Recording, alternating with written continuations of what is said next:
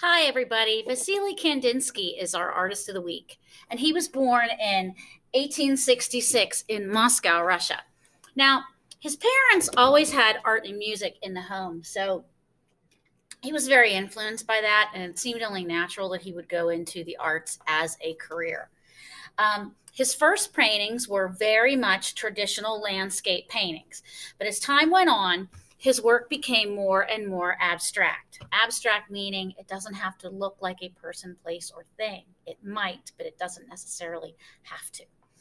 Now, this one here is one of his abstract paintings, and ended up being a teacher at a school called the Bauhaus School. And this was in the 1920s, 1930s, where abstract art was really taking off and becoming a huge, huge thing loved by lots of people. So he was a teacher in that type of painting. Now, this one here is called the Blue Mountain, and you can see that there are um, the primary colors in the background. You have yellow, blue, and red.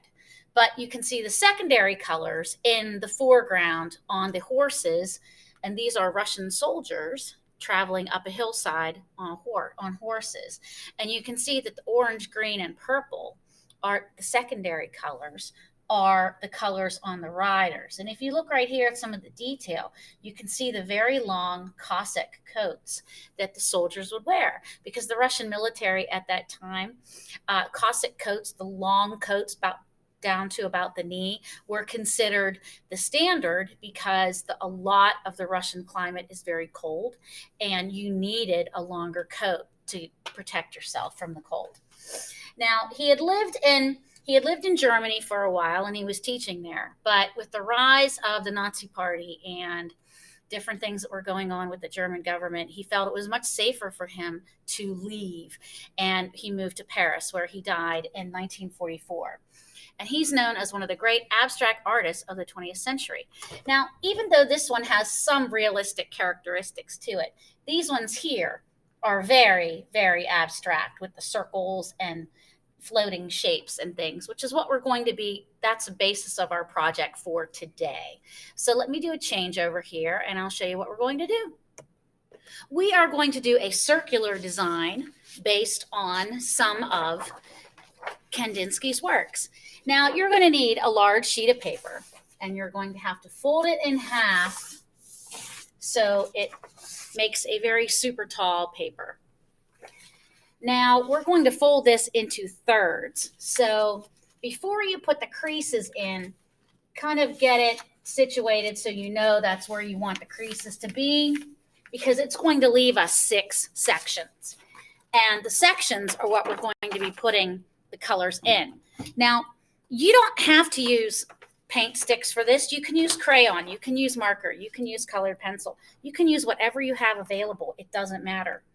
This project, it could very easily be a drawn project. I'm going to use paint sticks for today, but you can feel free to use markers, pastel, colored pencil, whatever you have. I'm using paint sticks today. But the first thing we have to do is, keeping in mind a rainbow of colors, red, orange, yellow, green, blue, and violet. We're going to start off by making a circle in each one of the sections, a colored dot in each one of the sections. That is a good place to start. And we're going to be building this as we go along. So it's going to get bigger and bigger and bigger, and the circles are going to be around each other. So they're going to be what we call concentric circles.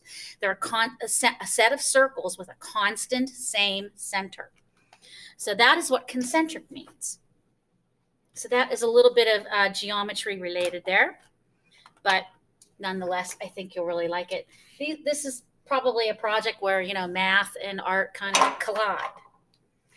So starting with these 6 dots here, we are going to start by making some circles around the dots. You can just start in one section. It doesn't matter. And if you are using marker, this will work perfectly. Any type of markers will do. It doesn't matter. So we're going to start by building these as we go. And as you can see, these will start progressing and getting bigger and getting bigger and getting bigger as we go along. So you're going to keep adding the circles to the design. So the circles are going to get bigger and they're going to fill the space. You should try and have them as close to each other as possible so the colors will look, it'll have that color vibration kind of feel to it. Okay? So we're just going to keep adding our circles as we go along. And these are going to get bigger and bigger as they go, which I think makes it look really neat and really colorful once you get the circles start to really move. And as you can see here, I'm adding like other colors like a yellow green and even adding pink and turquoise. So you can use whatever colors you have available in crayon, marker, colored pencil. It doesn't matter.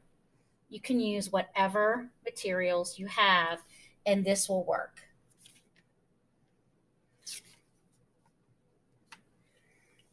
And they just keep getting bigger and bigger and bigger until they start filling the space.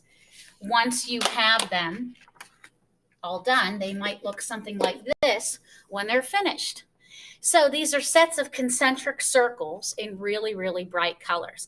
And like I said, I was using the paint sticks, but you don't have to use that. You can use whatever you want. Anything will work. I have markers here. Markers work perfectly with this. So do crayon, pastel, and colored pencil. So this is a lesson that is designed to be very, very flexible in terms of the media that you use. So I hope you enjoy this lesson, and I'll see you soon. Bye.